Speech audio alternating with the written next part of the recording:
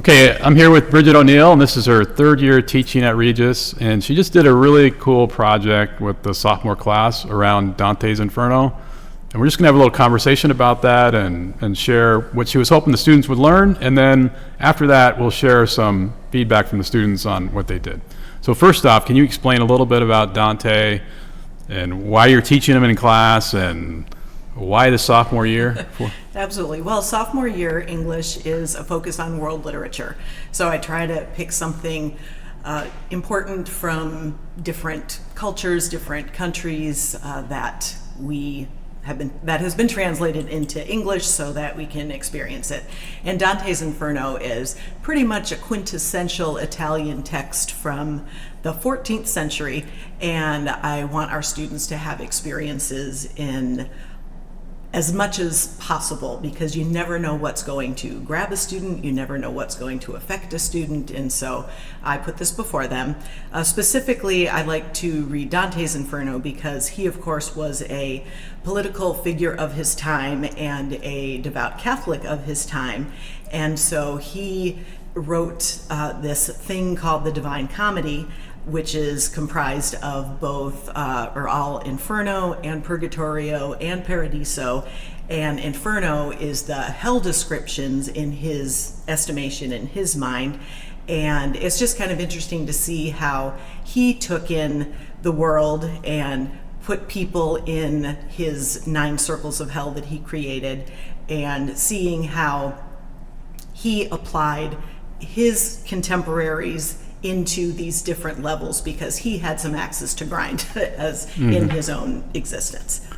So what was the actual assignment that you gave them? What did you actually want them to do, and how much freedom did they have to do that? Well, I tried to set forth a number of parameters and expectations, but because Dante created 9 levels of hell, or 9 circles, I said they had to come up with 9 circles or 9 levels as well.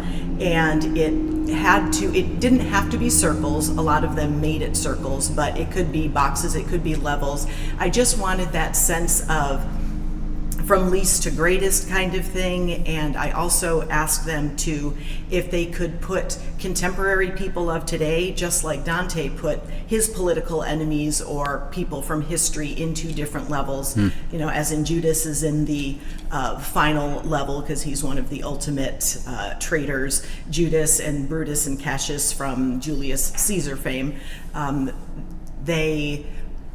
I needed them to try to pull from their contemporary experience and mimic what Dante was trying to do. So they at least could have a moment of reflecting on, all right, where do we fit into this realm of morality of right and wrong? And sometimes we rationalize away that, well, but I don't do really bad things. But to try to encourage them to recognize there are smaller sins that can still warrant some unpleasant results if we follow them. So they were able to pick the punishment for these various sins. What were some of the more creative punishments that you saw that you kind of went, wow, I hadn't thought of that as... I loved the one, there was one that was cyberbullying was a sin, and so it was created with, it looked like a blown up sequined pom-pom, but it was to indicate cyberspace, and so the implication was that the sinner had to endure just kind of bouncing around in this fiery techno place. Okay, and then was there any surprise in where students put certain sins that maybe you would have thought our generation would have said this sin is, worse, whereas this generation is saying something different? Yeah, I was surprised at the number of students that put human trafficking at the bottom, at the worst. Not that it's a good thing, but just that was distinguished from even murder in certain instances. Most of them had murder on the bottom, but that human trafficking element I thought was an interesting interpretation of, even that phrase was not part of my lexicon as I was growing up, so I think that's a departure. I wonder if that was from that recent court case.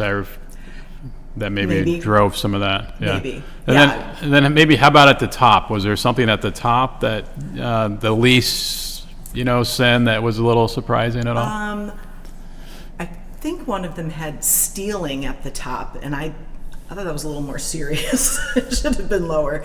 But I liked when a couple of them said gossiping at the top, and a number of them did lying also. But I think gossip, because that's a real everyday temptation, and so I appreciated that they did put that as something that would get you there. And this was a really hands-on kind of arts and crafty type thing. Yeah. What is the advantage of that type of learning with this assignment versus, you could have easily said, we're going to read this, you're going to have a test, and you're going to write a paper, you're going to write your own poem in that same style or whatever, but why did you choose to go this route?